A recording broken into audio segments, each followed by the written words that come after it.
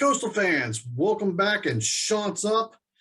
Here we are kicking off the 2022 year, and we got a lot of exciting things to talk about and go over. So let's just get right into it right away. For starters, the Chanticleers have signed over 20 people for this year's signing class. That includes transfer portals, the December signing date, and the January signing or the February signing date that just took place yesterday. You have names like Bryce Archie, who looks to be a future starting quarterback. But the position that's most loaded is wide receiver. And you have DeAndre Coleman, who might be the biggest recruit possibly in Coastal history. He's listed, projected as the number 2 biggest recruit in Coastal history. You have him at the wideout position. You have Matthew McDoom, who's a highly rated freshman receiver. Well, I assume he's going to be in the receiver position. And then here's a name for you from the transfer portal, a graduate transfer from Georgia State. You might recognize this name, Sam Pinkney.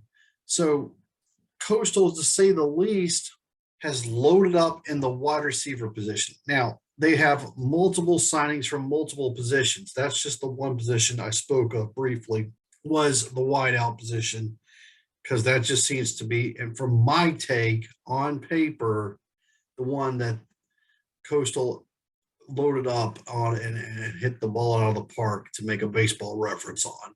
That is my take on them. Their spring practices begin on Tuesday of next week. So you'll start seeing them out in the fields and practicing, doing the walkthroughs. They get their scheduled number of practices beginning on Tuesday, I believe, is when they're going to start forward with that. And it will culminate with their annual spring game sometime in late February or very early March. And then we fast forward and we can look at their schedule for the 2022 season and have some fun with that already, because it's some good stuff showing now already. But Labor Day weekend, here's a good one for you. Army. Remember, they won the Independence Bowl by beating Missouri. SEC, yes, it's the SEC East, but still it's an SEC team, Missouri, SEC school, Missouri. Army beat them. Well, they're coming in for a home and home starting off, and they come to Conway first. That's Labor Day weekend with Army.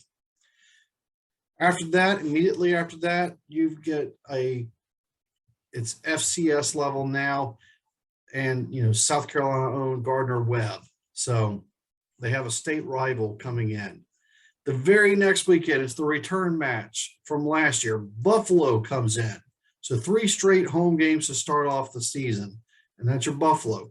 The only other game fully on schedule right now is the Saturday before Thanksgiving. Okay, so not rivalry weekend, but the weekend leading into rivalry weekend. The Chants head up to Charlottesville and they play the Virginia Cavaliers, and that might be well, obviously it'll be a heavily televised game, but that's going to be a tale of 2 quarterbacks. Brennan Armstrong, one of the highest rated quarterbacks on PFF for college rankings, and then you've got obviously Grayson McCall, who led the nation in the quarterback rating for this season and had a very high, strong PFF rating as well. So assuming both are healthy, that could be a shootout great of a game coming on Saturday the 19th. Then you also have all of your opponents coming in. Well, before we get to that, breaking news announced yesterday, James Madison will be starting 1 year early. So welcome to the Sun Belt, JMU. You'll be part of what I assume will be the Sun Belt East. I believe Troy is now heading out west to help balance it out, but lines are still to be drawn.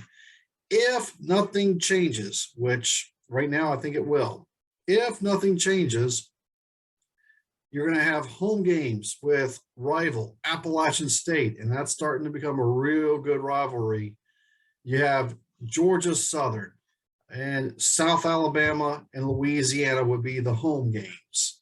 The road games, Georgia State, Troy, Louisiana Monroe, and Texas State.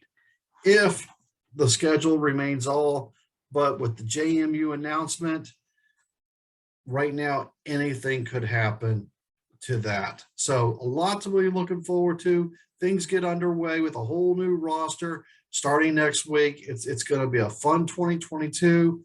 Please make sure you like and subscribe to the Coach and Crew Show. Hit that little button in the right corner, and so you're up to speed on all of our videos. If you have a comment about this year's roster, or if you're looking forward to the season, or what you think about the season coming up, please put that in our comments section as well. We'd love to interact with you as much as possible. Follow us on Twitter at Coach Crew Show. Shots up, and we'll see you next time.